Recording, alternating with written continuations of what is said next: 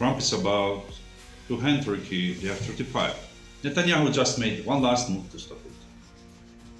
Right now, Donald Trump is in Ankara for a NATO Summit, where the alliance's own Secretary General just called Turkey one of the strongest militaries. And multiple reports say Trump is about to tell Erdogan he is ready to restore Turkey access to F-35. Just one day before the meeting, Benjamin Netanyahu went on American television and practically begged him not to. At the same time, on the other side of Aegean, Israel has spent the last 7 months quietly turning Greek islands into missile platforms, aimed openly at Turkey. Well, here's the real question. If Israel has already been arming Turkey neighbors for most of a year, why is one fighter jet deal suddenly the thing Netanyahu is fighting hardest to stop? In public, on live TV, one day before it might actually happen. Let's get into it.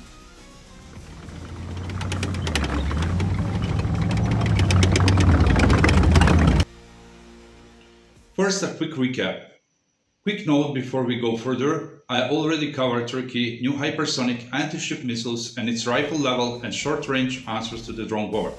MKAE, new ammunition and Tolga air defense system in a separate video. If you haven't seen that, go check it, it's on the link on the screen. All of that is still relevant background here. Turkey didn't just show up to its NATO Summit with talking points. It showed up with a stack of newly tested hardware from infantry level all the way up to the hypersonic Typhoon missile.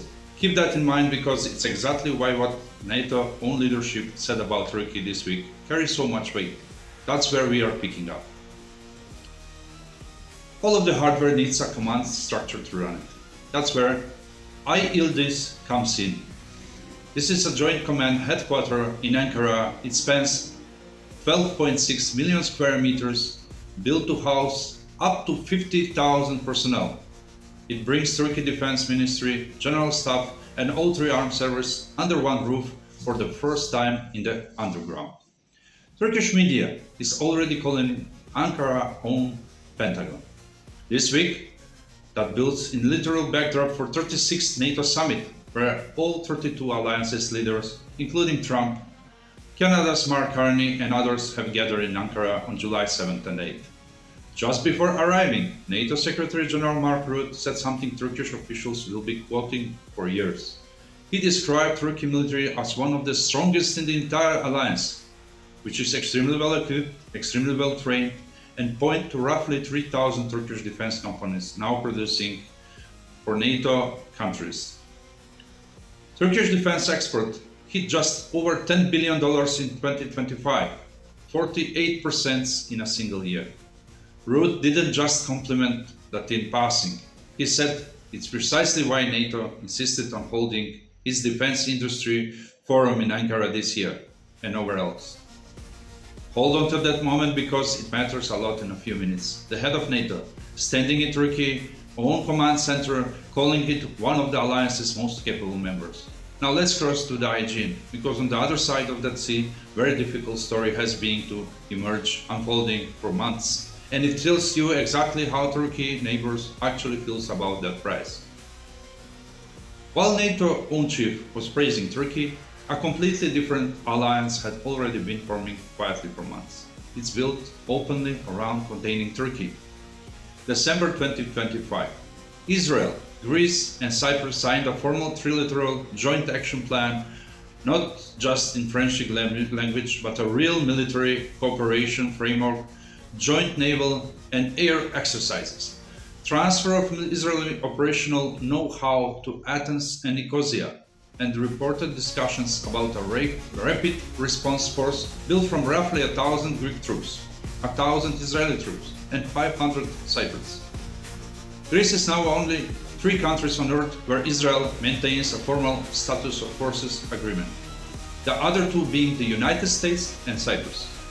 In December, Greece approved its largest ever purchase of Israel weapons, 36 pulse rocket artillery system worth around $760 million. The alliance name is very interesting, Achilles Shield, roughly €28 billion plan running through 2036 to militarize the Aegean using mostly Israeli technology. Spider for short-range air defense, Barak MX for medium range, David Sling at the top tier, Israeli LoRa ballistic missile with 430 kilometers range, and Spike NLOS precision strike missiles, all positions across Greek islands, some of which is legally required under international treaties to stay demilitarized.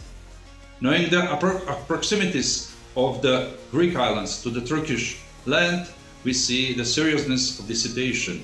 Greek Defense Minister Nikos Dendias hasn't been shy about the intent. He said Greece will seal the Aegean from the ground, and he's called Turkey the country greatest threat inside the NATO alliance, where both countries are supposedly allies.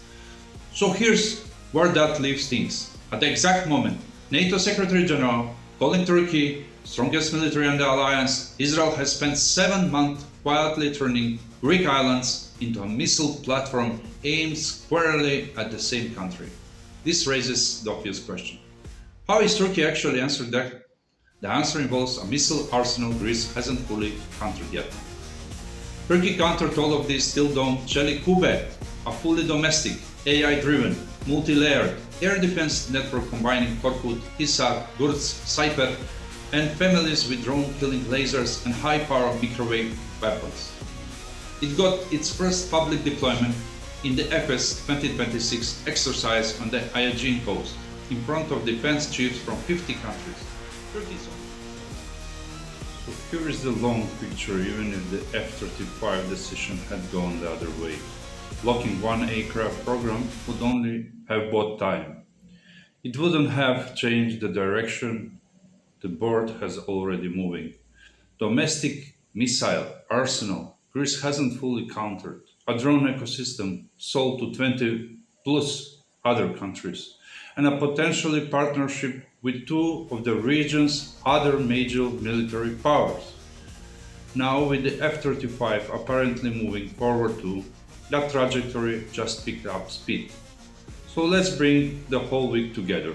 NATO own chief called Turkey one of the alliance's strongest military. Israel spent 7 months quietly turning Greek islands into a missile shield aimed at Turkey. And in the middle of all of it, Trump appeared ready to hand Turkey back the one aircraft Israel fought hardest to keep out of Turkish hands, despite a direct, public, last-minute plea from Netanyahu himself. Here is the real question for the comments. Did Netanyahu TV appearance actually stand a chance of changing Trump's mind? Or was this always going to happen the moment Erdogan personally asked Trump to come to Ankara? Let me know what you think down below. If you want clear, fact-based military analysis without the noise, subscribe to Intel Prime and join us for the next report. Because this story is close to over, we'll go in full episode on Yildirim Han coming soon. Thanks for watching and see you next time. Join Intel Prime channel membership today and get access to exclusive benefits, including early access to new videos, exclusive discounts on Intel products, behind-the-scenes content, live chat with me and other members. Other options will be soon available. Thank you for your support and for helping Intel Prime grow.